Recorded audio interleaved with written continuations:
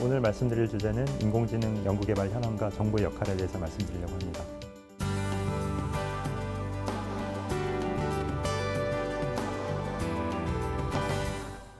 작년 1월에 이제 구글에서 만든 알파고가 프로기사 파노이단을 이겼다. 그래서 알파고가 이제 이세돌을 갖다가 바둑에서 이겼으니까 그럼 이제 다른 분야들도 거의 금방 그렇게 되는 거 아니냐 이렇게 생각하실 수가 있는데 바둑이 사실은 굉장히 독특한 문제거든요. 바둑은 인공지능이 이제 지나고 보니까 잘할 수밖에 없는 그런 토이 프로블럼이고 실제 우리 문제들하고는 굉장히 그 괴리가 있다. 그래서 바로 알파고가 됐다 그래가지고 우리 모든 분야들이 다 인공지능이 뭐 사람을 뭐 능가하게 되는 건 굉장히 간극이 있는 얘기입니다. 그렇다면은 그러면 이제 그 어떤 분야에서 인공지능이 먼저 활용을 될지를 생각해 보면은 이 딥러닝의 중요한 특징이 통계적으로 성능이 좋으면 되는데 이게 가끔 한두 번 실수를 한다는 게 이제 좀 문제가 있습니다. 그래서 100번 중에 98번, 99번 되면은 우리가 충분히 만족하고 쓸 수 있는 분야. 바로 게임이 그런 거죠. 바둑.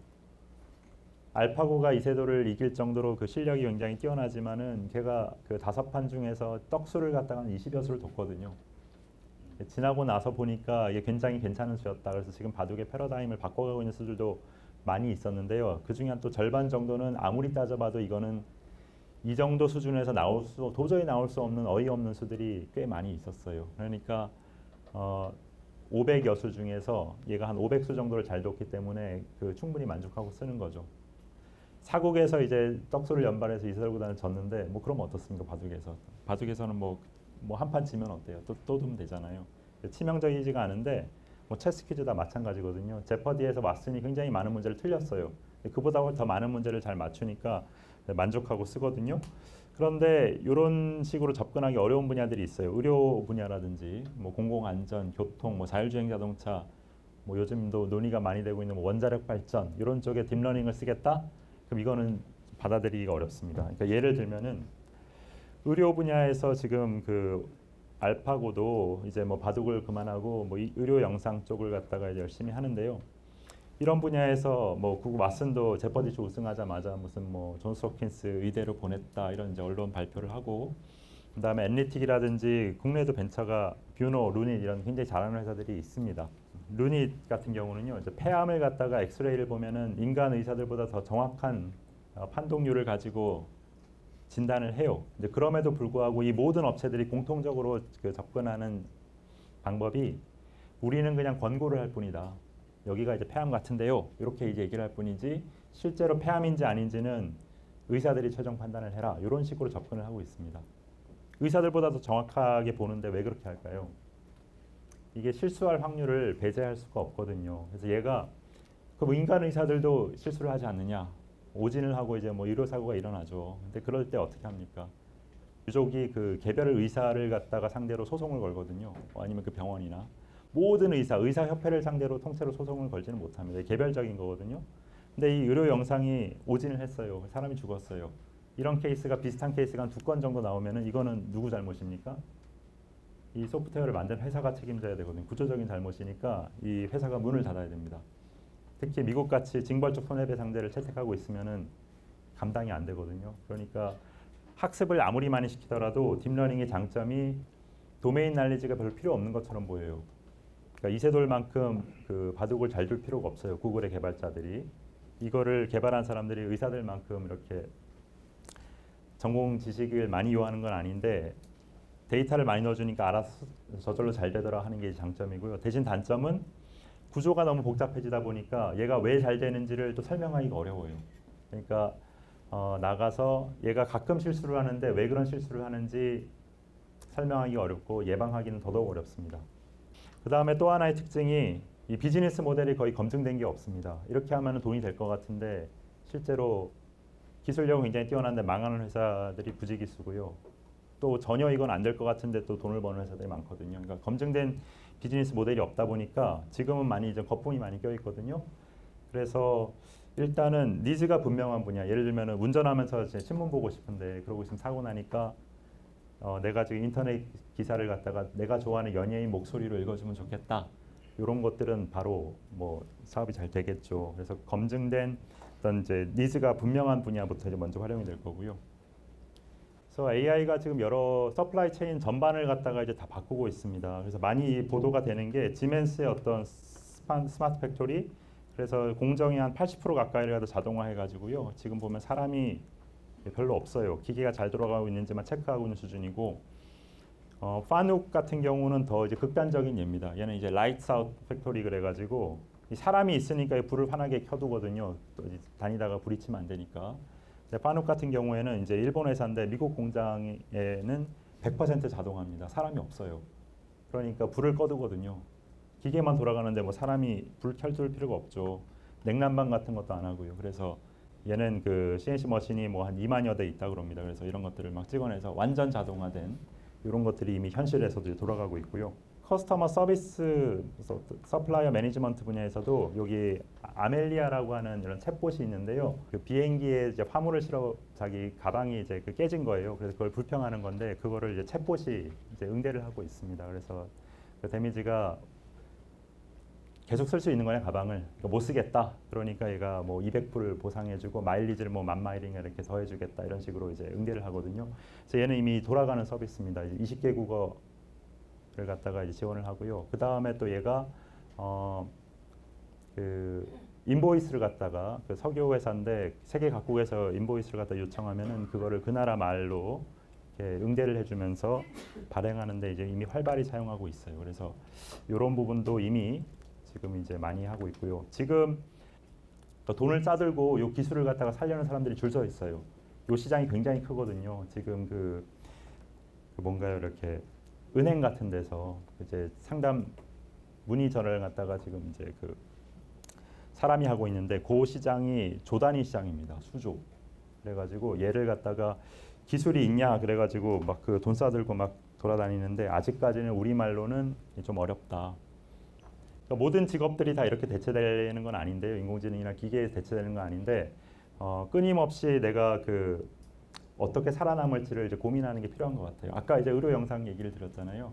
그러니까 제가 제일 많이 불려다니는 곳이 방사선 의료 영상 하는 의사 선생님들 앞으로 많이 가거든요. 이제 그분들이 굉장히 불안감을 느끼고 있는데 그분들이 이제 살아남기 위해서 그 단순히 엑스레이나 MRI 그 사진을 보고 판독하는 거는 인공지능이 더 잘하니까요. 지금 그분들이 살아남으려고 전에 안 하던 짓들을 이제 합니다. 뭐냐면은 회진을 다녀요. 회진을.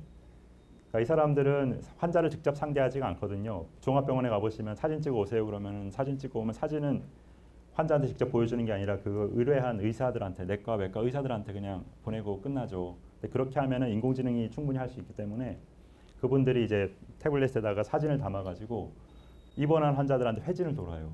선생님들은 이제 여기는 이렇게 설명을 막 해주거든요. 그러니까 이제 역할이 계속 바뀌는 것 같아요. 인공지능보다 이제 사람이 잘 할 수 있는 일이 뭐냐, 그걸 끊임없이 찾아가고 있습니다. 그다음에 인공지능 개발하는 데는 세 가지, 알고리즘, 그다음에 컴퓨팅 파워, 데이터 이 세 가지가 필요한데 현황을 잠깐 살펴보겠습니다. 알파고를 갖다가 돌린 게 이세돌구단하고 돌린 그 정도 스펙이 슈퍼컴퓨터로 사면 한 100억 정도. 그다음에 GPU 기반의 이제 클라우드 머신을 꾸미면 한 10억 정도면 살 수 있습니다. 그러니까 많이 싸졌죠. 그래서 이것도 진입 장벽이 되지 못하고요. 그러니까 잘하고 못하고는 결국 데이터를 얼마나 많이 갖고 있느냐로 이제 판가름이 나는데 이런 회사들이 인공지능을 잘하는 회사들이 보면은 데이터가 가장 많은 회사들이거든요. 그래서 예를 들면은요, 지금 리멤버라는 요 명함 관리 앱, 여러분들도 이제 명함이 수백 장 막 책상에 쌓여 있는데 이거를 내가 일일이 다 전화번호, 이메일 주소 입력하려니까 답답하잖아요. 그러면은 그거를 모아다가 리멤버라는 회사에 우편으로 보내면은 이 회사의 비즈니스 모델은 그 보내온 거를 갖다가 스캔을 하거나 아니면은 스캔이 또 잘 안 되는 경우가 많아요. 명함마다 포맷이 많이 달라가지고 그런 경우는 이 회사 직원들이 그거를 보고 수기로 타이핑을 해서 입력을 해줍니다. 여러분 주소로 싹 넣어줘요. 굉장히 이 무식한 비즈니스 모델이잖아요. 인공지능 시대랑 전혀 어울리지 않는 비즈니스 모델인데 이 회사가 지금 인공지능 업계에서 가장 각광받는 회사입니다. 이 회사가 한 2년만 더 버텨라. 그러면 이제 그 돈 싸들고 막 살려고 기다리는 사람들이 줄 서 있어요. 왜 그렇습니까? 이 회사의 데이터베이스를 보면은요, 대한민국에서 누가 누구를 만나서 어떤 얘기를 하는지가 딱 보여요. 이 사람들이 이 사람들을 만나고 이렇게 돌아가는구나. 그러면 여기서 이렇게 바로 연결해주는 어떤 서비스나 뭐 그런 사업을 하면 잘 되지 않을까. 그러니까 그 굉장히 귀중한 그 가치를 판단하기 어려운 그런 데이터베이스를 확보하고 있는 거거든요. 그러니까 우리가 어떤 문제가 있고 그 문제를 풀 수 있는 어떤 팬시한 기술이 있다 그래가지고 그 두 개를 결합하면 바로 돈이 되는 경우가 아니고요. 이 회사는 굉장히 노동집약적인 굉장히 무식한 비즈니스 모델이지만 데이터를 확보하고 나니까 지금 가장 각광받고 있는 회사. 그러니까 이게 매출이 없거든요. 현재 광고를 최근에 붙여가지고 조금 적자폭을 줄였는데 처음에는 이 초기에는 얘네들이 서비스를 무료로 해줬어요. 2사람 이상이 이렇게 해가지고 초포로 명함을 갖다 수백 장을 보내면 그걸 공짜로 다 해줬거든요. 그러니까 손해를 볼 수밖에 없는 그런 사업이죠. 그래서 지금 이제 버티고 있는데 한 2년만 더 버텨라. 지금 150만이 가입해 있다 그러거든요. 이게 이제 500만. 그래서 대한민국의 직장인들이 모두 다 여기에 이제 등록해 있을 정도가 되면은 그때 가서 내가 이제 그 돈 주고 사겠다 하는 사람들이 많이 서 있다. 관건은 이제 데이터 확보가 관건이다. 이제 말씀을 드리고요. 그러니까 지금 이제 삼성전자 뭐 이런 대기업에서도 인공지능 그 연구자들을 갖다가 수백 명을 이제 교육을 시키는데요. 그 사람들이 주로 하는 일들이 데이터를 갖다가 따는 것들이에요. 또 알고리즘을 연구하고 뭐 이런 거를 갖다가 시키는 게 아니고, 그러니까 연구자들이 알고리즘을 막 고민하는 것보다 데이터 많이 넣어주면 다 잘 되거든요. 지금 현재는. 그러니까 그쪽에 인력들이. 그래서 구글은 돈으로 해결을 했고요. 아까 의료 영상 같은 거 할 때 그 굉장히 비싸거든요. 의사들 갖다가 수십 명을 고용을 해가지고 미국에서 의사들 연봉이 높잖아요. 그러니까 돈으로 다 해결을 했고, 중국은 그거를 국가에서 다 해결을 했습니다. 의사들을 갖다 수백 명을 고용해가지고요. 무슨 중국의 이제 회사들이 이런 데이터가 필요하다 그러면은 정부에서 그걸 싹 해가지고 줘요. 이렇게 그런 식으로. 알파고가 이세돌하고 이제 우리나라에서 작년 3월에 할 때 일본에서는 이런 일이 벌어지고 있었어요. 인공지능 간의 바둑 대회에서 우승한 젠이라는 게 이런 툴이 일본에서 만든 툴이 이 사람이 개발자거든요. 가토 히데키시가 그러니까 머리가 희끗희끗한 사람이 현역에서 계속 개발을 해요. 이런 게 이제 일본의 저력이죠. 우승한 기념으로 프로기사 왕년에 일본 1인자였던 이제 기사하고 석점을 깔고 둬가지고 젠이 이깁니다. 이게 굉장한 성취였어요. 그 전에는 넉 점이었거든요. 한 점 줄이는데 한 4년 정도 걸렸습니다. 그래서 이게 최고 수준이었는데 완전히 묻혔어요. 언론에는 보도도 안 됐습니다. 일본에서 이렇게 할 때 한국에서는 이세돌하고 알파고 대결 때문에 이 자체가 굉장한 업적임에도 불구하고 거의 묻혔어요. 그러니까 이 가토 히데키시가 이제 느낍니다. 더 이상 이렇게 해서는 안 되겠다. 그래서 일본 정부 기업에다 도움을 요청해요. 그래서 드방고라는 소프트웨어 게임 회사에서 펀딩을 하고요. 그 다음에 동경대 딥러닝 연구팀이 여기 붙어가지고 그때부터 이제 시작을 하는데 작년 3월에 출발을 했거든요. 이제 여기서부터는 한 점 줄이는데 4년이 걸렸는데 이 단계부터는 굉장히 급속도로 발전을 해요. 4개월 만에 한 점이 줄었고요. 여류기사 거의 1인자 조혜영 구단을 2점을 깔고 둬가지고 또 원사이드하게 이렇게 이깁니다. 그 다음에 작년 11월에는 여전히 일본 랭킹 뭐 5, 6등 하고 있는 조치훈 구단을 갖다가 세 판을 둬서 동등한 조건에서 둬가지고 한 판을 이기고요. 그 다음에 올해 3월에는 이거는 좀 보셨을 것 같아요. 그래서 한중일 1인자를 초청해가지고 했는데 거의 막판까지 이길 뻔하다가 마지막에 이상한 실수를 연발해가지고 아슬아슬하게 지고요. 일본 1인자한테는 딥젠고가 이겼어요. 알파고는 이미 압도적으로 이기는데 딥젠고가 그럼 뭐 무슨 소용이 있느냐 하시겠지만 얘는 하드웨어 사양이 굉장히 다릅니다. 알파고는 아까 말씀드린 대로 한 100억 정도 슈퍼컴퓨터 돌리는 거고요. 딥젠고는 그냥 2천만 원짜리 그냥 컴퓨터에 돌려요. 제 연구실에도 있는 그런 컴퓨터로도 그냥 돌아갑니다. 그러니까 얘를 하드웨어 사양을 비슷하게 맞춰놓고 두면 어떻게 될지도 몰라요. 그 다음에 일본이 요 대회를 갖다가 기획할 때 인공지능 간의 바둑 대회에서 젠이 우승을 하고 그 우승자 자격으로 프로기사하고 이제 상대를 하면 그림이 좋잖아요. 그래서 이렇게 기획을 합니다. 마지막 인공지능 대회를 간의 바둑 대회를 열겠다. 그래서 우승하는 걸 갖다가 딱 목표로 하고 있었는데 그 시나리오가 완전히 엉망이 됩니다. 저도 이제 참관을 했는데 중국에서 만든 절개라는 그 바둑 인공지능이 젠을 갖다가 압도적으로 또 이겨버려요. 요거는 텐센트에서 만든 거거든요. 그러니까 중국은 이거를 국가적인 자존심이 걸린 문제로 생각을 했어요. 영국에서 우리가 바둑 종주국인데 영국 회사가 지금 알파고까지 막 설치고 있잖아요. 기분 나쁘다 이거죠. 그러니까 우리는 그 예전에 미국 소련 우주개발 경쟁할 때처럼은 국가적인 자존심이 걸린 문제다. 그러니까 중국 소프트웨어 회사들에다가 한 10억씩 시드머니를 줍니다. 한 달 해보고 그 중에 제일 잘하는 사람한테 몰아주겠다. 텐센트가 제일 잘해가지고요. 100억 이상을 갖다가 밀어줘요. 그래가지고 텐센트는 그거를 한 세 개의 팀이 서로 경쟁하면서 자체 경쟁하면서 개발을 하고 있어요. 그래서 절개, 열용, 형천 뭐 줄줄이 있습니다. 특성이 조금씩 다른 바둑 인공지능들이. 그 중에 하나가 나와가지고 젠을 갖다가 이제 압도적으로 이겨버린 거거든요. 그러니까 지금 전례하고 알파고하고 붙어라. 그럼 어떻게 될지 몰라요. 그러니까 지금 인공지능의 현황을 딥러닝 경쟁력을 보면은 전 세계에서 딥러닝의 전문가, 그러니까 10년 이상 그 문제를 고민해 본 사람 딱 4명 있어요. 4명. 여러분 아시는 무슨 앤드류용 포함해가지고 무슨 힌튼, 예? 그런 사람들 해가지고 4명 있거든요.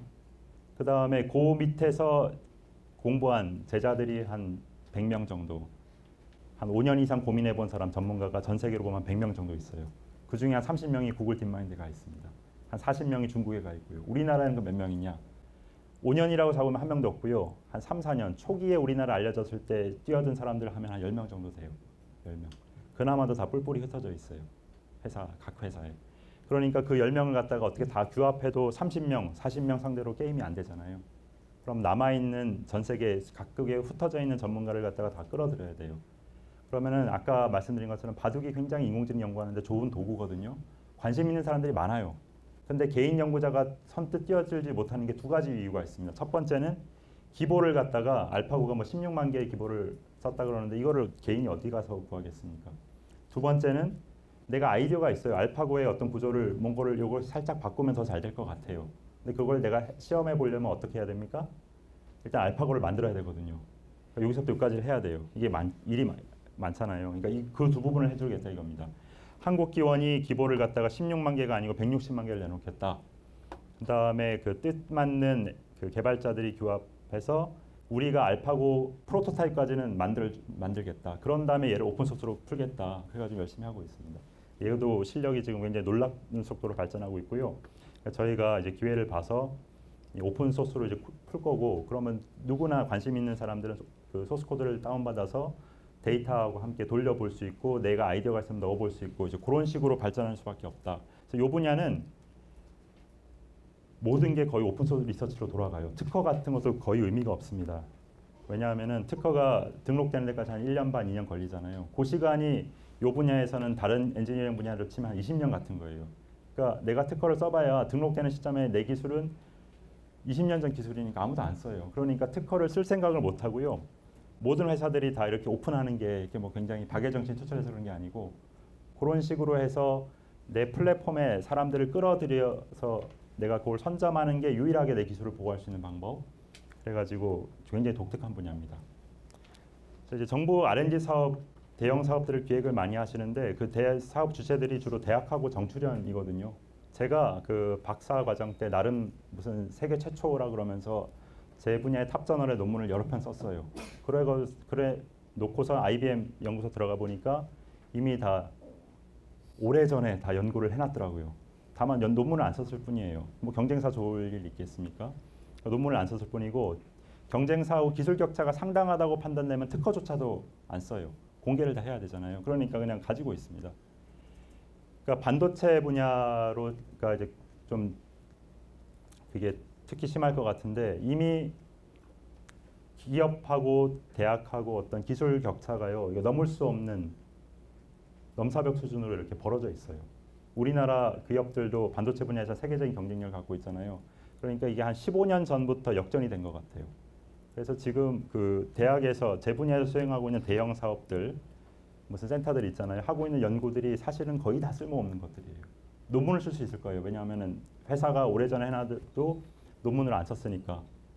그러니까 이게 공학 분야에서는 그런 것 같습니다.